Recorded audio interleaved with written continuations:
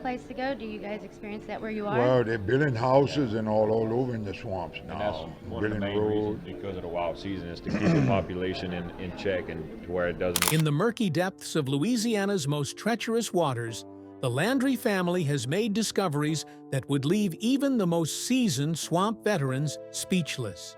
For over a decade, millions of viewers have watched Troy Landry and his sons hunt massive alligators on History Channel's Swamp People. But nothing could have prepared them for what they would pull from the deepest, most isolated corners of the bayou. What secrets lie beneath the surface of these ancient waters?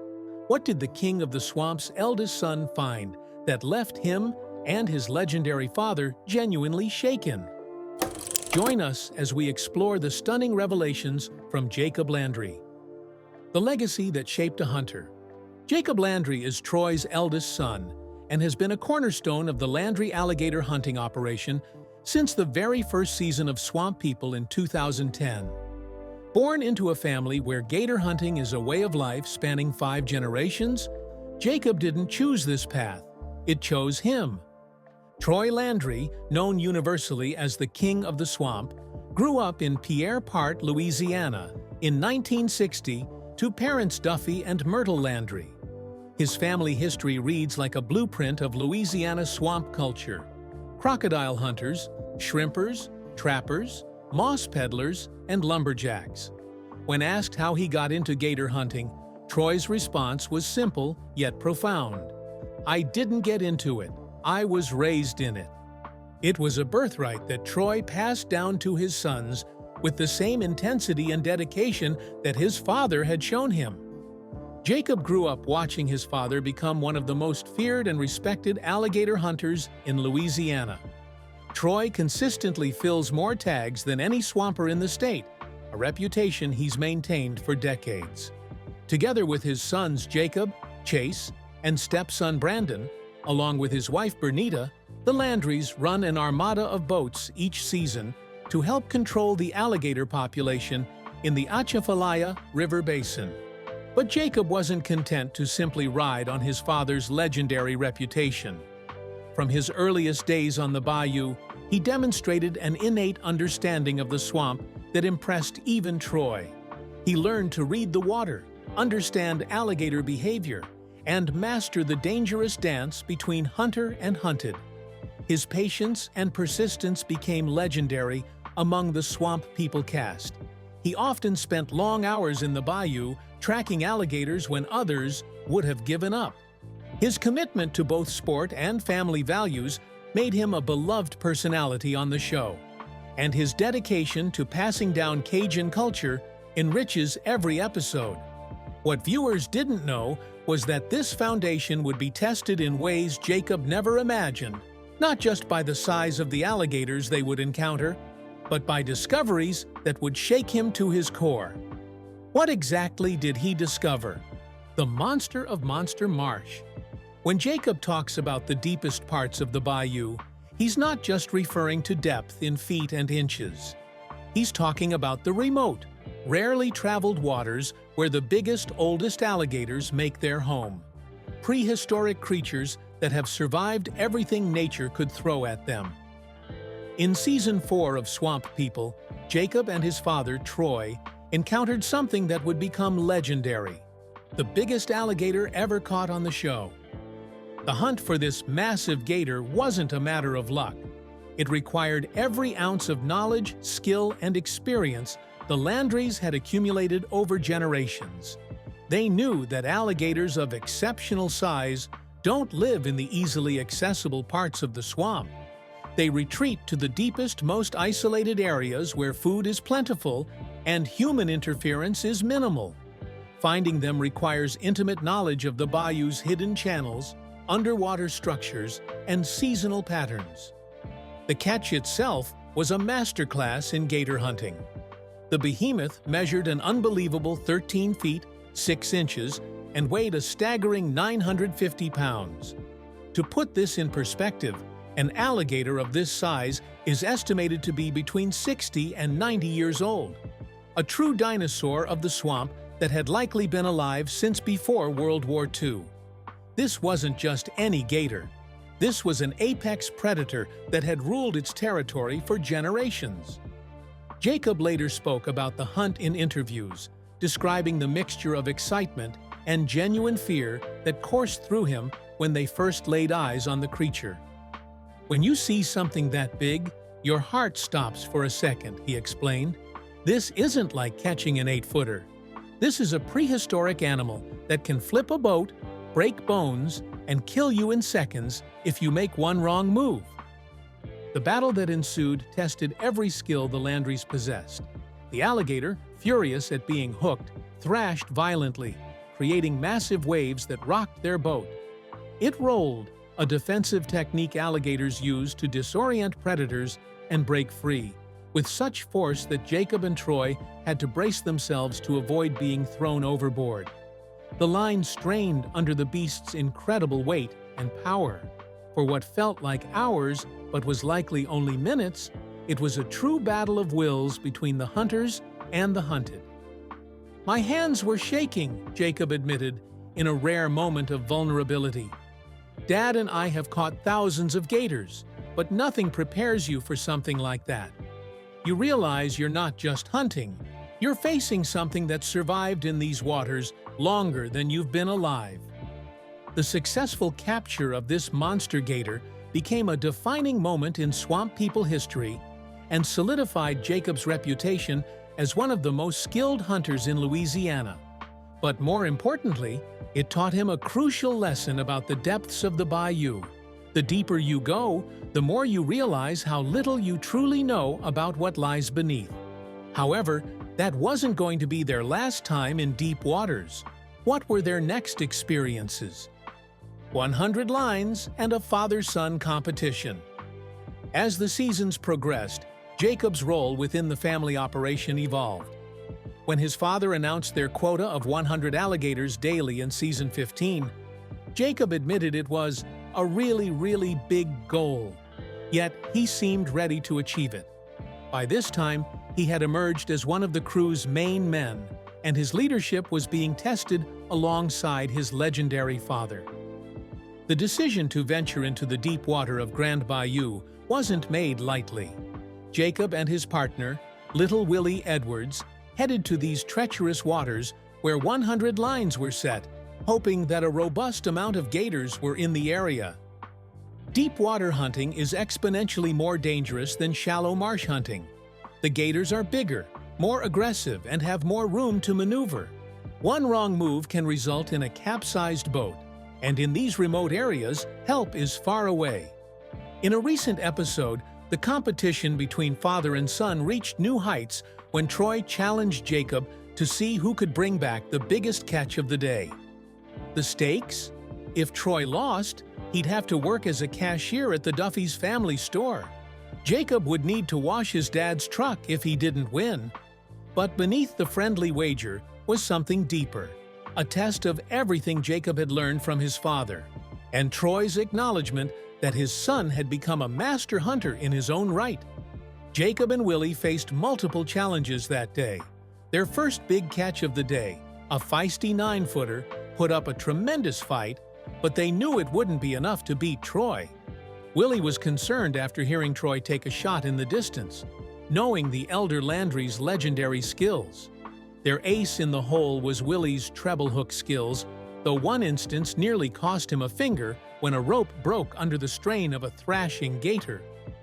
As the day progressed and they ran out of treble hooks, they had to rely solely on their lines.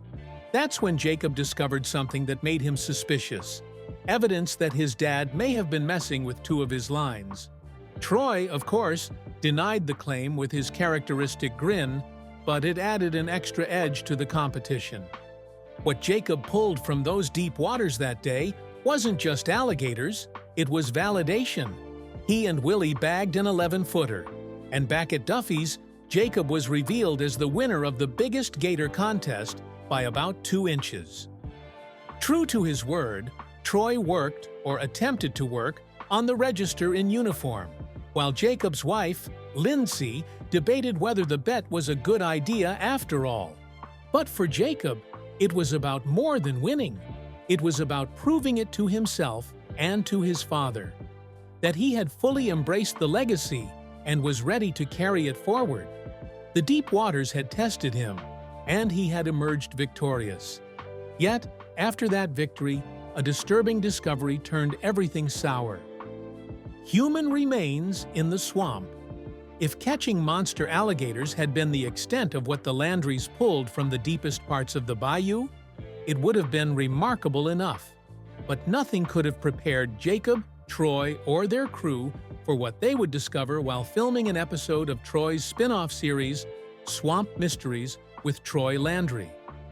In the Season 3 episode titled Buried Secrets, Troy and fellow Swamp People star Cheyenne Picklewheat were on a mission to search for evidence of a lost Native American civilization in the Louisiana swamps. Following clues from Troy's Cajun uncle, they ventured into one of the most remote and isolated areas of the bayou, a place where the water runs deep and dark, and where few people ever venture. What started as an archaeological expedition quickly turned into something far more unsettling. As they carefully searched the area, probing the muddy banks and shallow waters, they made a discovery that sent chills down their spines. First came a jawbone, unmistakably human, with what Pickle described as pearly whites still intact. Troy, a man who had faced down 1,000-pound alligators without flinching, stood back and simply said, "This blows my mind." Pickle later described the moment in haunting detail. "It's a pretty eerie feeling that seeps into your bones when you have a person's jawbone in your hand. You want to kind of put it down and back up a little bit. There's a thick feeling in the air now all of a sudden." The discovery of the jawbone was just the beginning. As they continued their search of the area, they found more remains, skull fragments, a scapula, and various parts of a human leg. When they brought their findings to a local archaeologist for examination, the expert was shocked at how well the human bones had been preserved. In an environment like Louisiana's swamps, where the soil is highly acidic and rapidly breaks down organic material such as human bones, the preservation of these remains was extraordinary. As one observer noted, "Seems like these bones wanted to be found." For Jacob, who learned about his father's discovery, it fundamentally changed how he viewed the swamp. These waters that had provided his family's livelihood for 5 generations weren't just home to alligators and fish. They were a repository of human history, holding secrets that stretched back potentially thousands of years. The question that haunted everyone involved was whether these remains were part of the Native American civilization they were searching for, or if they represented something more recent and potentially more sinister. The discovery left the cast, crew, and the Landry family with a deeper respect for the area's hidden history. Jacob spoke about it in later interviews, explaining that the finding made him realize every trip into the deep bayou wasn't just a hunt. It was a journey into a place that held countless untold stories, some beautiful, some tragic, but all worth respecting. But what happens when a man who seemed untouchable by danger becomes hunted by health challenges?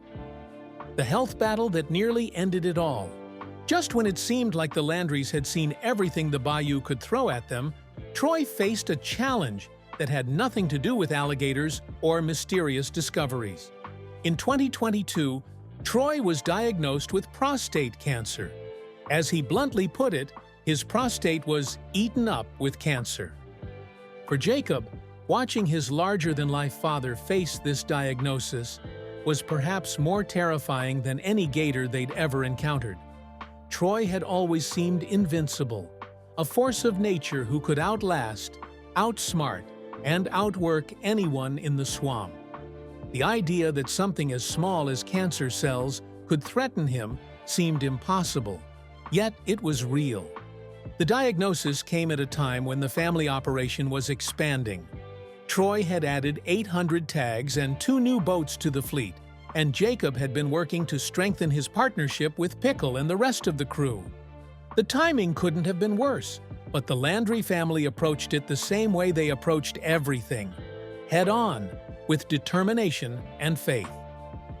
Jacob took on more responsibility during his father's treatment, essentially running the operation while Troy focused on his health. It was a role reversal that spoke volumes about how far Jacob had come. The student had become the master, at least temporarily, and he proved more than capable of filling his father's boots. Thankfully, Troy was able to overcome the cancer and get back in the swamps, but the experience changed both him and Jacob.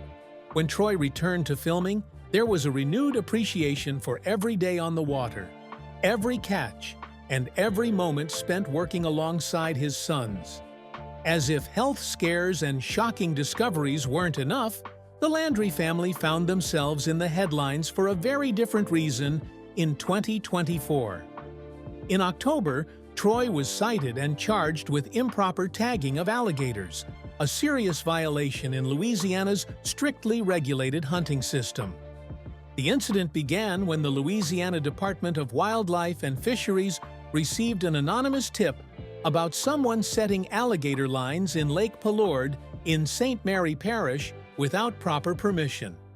On September 19th, game wardens conducted a sting operation and discovered Troy with lines marked with white flags, and the alligators attached to them weren't tagged with the correct permits for that area.